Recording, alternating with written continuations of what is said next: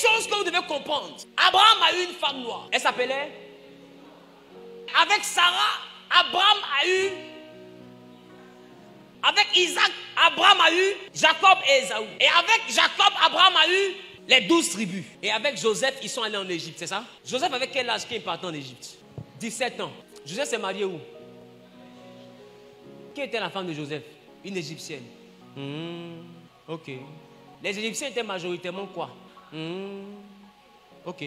C'est que les enfants de Joseph étaient comment?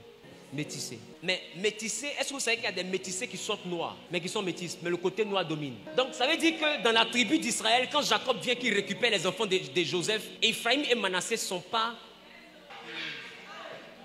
Ephraïm et Manassé sont du sang juif et du sang égyptien. Donc c'est des métis. Donc ça veut dire que dans le peuple d'Israël, par Ephraïm et Manassé, il y a un mélange. Est-ce que quelqu'un veut venir avec moi dans le livre de Job, chapitre 30, le verset 28 à 31? Attends, dites-moi, ma question est la suivante. Pourquoi Job est dans la Bible? Parce que les 3 amis de Job ne sont pas des juifs. Et la Bible parle du pays d'Out. Le pays d'Out n'est pas en Israël. Job fait quoi dans la Bible? Parce que la Bible, il était le plus considéré de tous les fils de l'Orient. Or, souvenez-vous, les rois mages n'étaient pas en Israël. Ils sont quittés à l'Orient pour venir en Israël. C'est ça ou c'est pas ça? Ils sont quittés à l'Orient pour venir en Israël. Ça veut dire que là où ils sont quittés, c'est là-bas que Job était. Mais son histoire fait quoi dans la Bible? Ce que vous ne savez pas, c'est que la fille de Jacob, qu'on appelait Dina, était en réalité la 2e femme de Job. Allez vous documenter. Tapez les femmes de Job. Sa première femme a eu des enfants avec lui et c'est elle qui a perdu ses enfants et qui a dit à Job, maudit Dieu et meurt. Mais la 2e femme de Job s'appelait Dina. C'était la fille de Jacob. Mais il y a une chose encore que je veux prendre le temps de t'expliquer. Job 30, 28 à 31. Je marche noirci. Il dit, moi je marche noirci. Mais non par le soleil. Il dit, mais non par le soleil. Job dit, je marche noirci, mais le noir que j'ai là, ça ne vient pas du soleil. Ce n'est pas le soleil qui m'a bronzé. Il dit, je marche noirci, mais non pas par le soleil. Ça veut dire quoi? Ça veut dire que Job était noir. Si Job est noir, pourquoi Dieu dit à Satan, pendant que les noirs sont censés être des animistes, pourquoi Dieu dit à Satan, as-tu remarqué mon serviteur, Job? Ça veut dire que parmi même les noirs, avant tout ce que vous connaissez, il y avait des serviteurs de Dieu noirs. Il dit, as-tu remarqué mon serviteur Job? Il n'y a personne comme lui. C'est-à-dire que Job était plus en intimité avec Dieu que même les autres. Il était le seul que parmi tous les hommes, Dieu dit, est-ce que tu l'as remarqué? C'est pas pour rien que nous prenons la chose de Dieu à cœur. L'Afrique et la spiritualité biblique sont 2 dimensions qui ne peuvent pas se séparer. Mais est-ce que vous savez que le premier sacrificateur officiellement sur la terre, c'était un noir? Aujourd'hui, je vais te révéler qui était le père spirituel de Moïse. Allons-y rapidement dans le livre de Exode, chapitre 4, le verset 6 à 7. L'Éternel lui dit encore, mets ta main dans ton sein. Dieu lui dit encore, mets ta main dans ton sein. Il mit sa main dans son sein. Il fait ça. Regardez, il fait ça. Puis il la retira. Et quand il retire sa main, et voici. Oui. Sa main était couverte de lèpre. Sa main était couverte de lèpre. Blanche comme la neige. Blanche comme la neige. L'Éternel dit, remets ta main dans ton sein. Oui.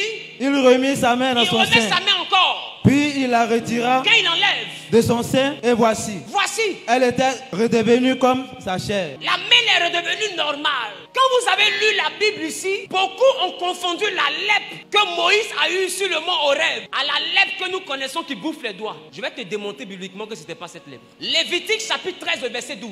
En réalité, la lèpre de laquelle la Bible parle ici est une forme d'albinisme. La lèpre de laquelle la Bible parle ici est une perte en mélanine. Or, la mélanine est la substance qui permet la coloration de la peau. Et en Lévitique 13, on va comprendre. Lévitique 13, verset 12. Si la lèpre fait éruption sur une partie d'une personne, c'est-à-dire ici par exemple, on dit quoi?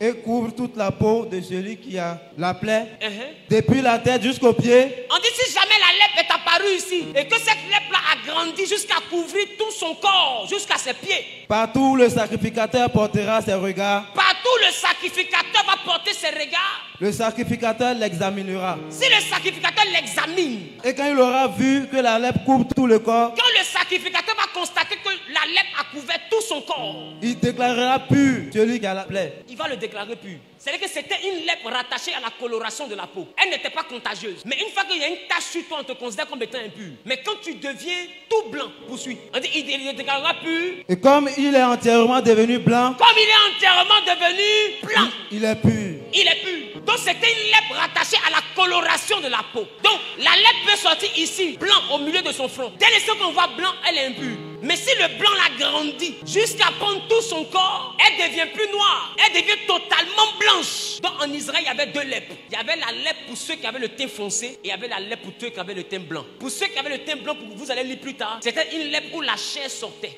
C'était comme des ulcères sur la peau. Dieu dit pour eux, là, si ça apparaît comme ça, ils sont lépreux, ils sont impurs. Mais il y avait une autre catégorie parmi les Israélites. Comme ils avaient le teint foncé, leur lèpre venait, mais par le teint qui devenait blanc. Donc quand eux ils devenaient lépreux, ils finissaient tout blanc, comme des albinos. Ça veut dire que dans le peuple d'Israël, il y avait des peaux foncées. Parce que le teint qui devient tout blanc, la blancheur de la peau vient de la perte totale de la mélanine. C'est-à-dire de l'élément qui fait perdre le côté foncé à la peau. Ça veut dire qu'auparavant, ils avaient ce côté foncé, mais la lèpre les envoie à perdre le côté foncé, comme vous pouvez voir sur l'écran ici avec la première image. Et ça s'appelle vitiligo. Et c'est des problèmes de mélanine qui peuvent grandir jusqu'à couvrir tout le corps après. Qui connaît cette maladie? C'est de cette lèpre-là la Bible parlait. Alors quand Moïse a mis sa main dans son sein, Moïse retire sa main, la main a perdu la couleur. Et la main est devenue blanche comme la main d'un Européen. Dieu lui dit après, remets ta main. Et quand il remet sa main, quand il revient, sa main redevient normale. Ça veut dire que Moïse n'était pas blanc.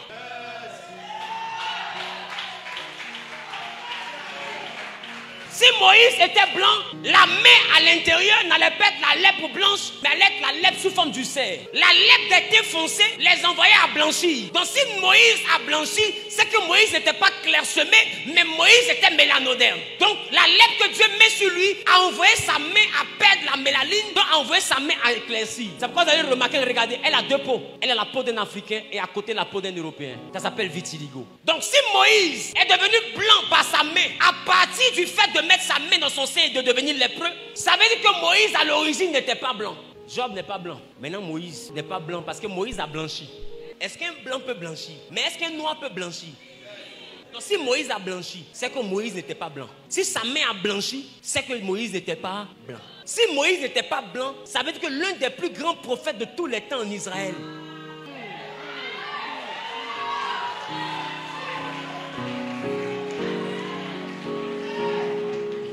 ça veut dire que l'un des plus grands prophètes de tous les temps en Israël serait noir.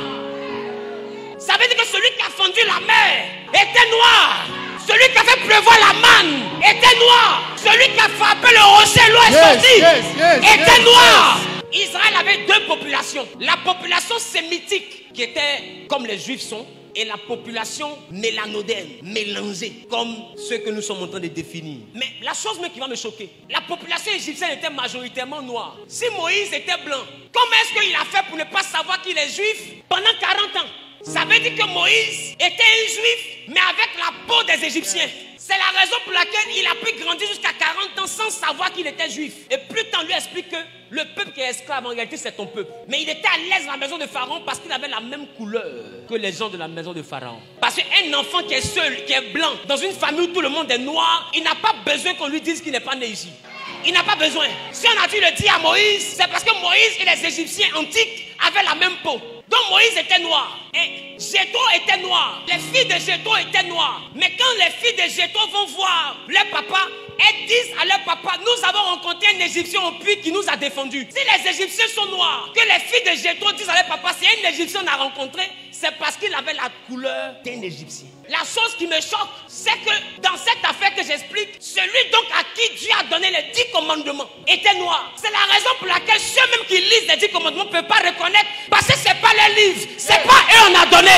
Ils ne peuvent pas reconnaître, ce n'est pas eux on a donné. Ils ne peuvent pas reconnaître. Ce qui a été donné à un noir, ce sont les noirs qui peuvent décrypter. La Bible n'est donc pas le livre de l'Europe ni de l'Asie. La Bible est... Aïe, aïe, aïe, aïe, aïe, aïe, aïe, aïe, aïe. Quelqu'un me dit accélère, je vais accélérer.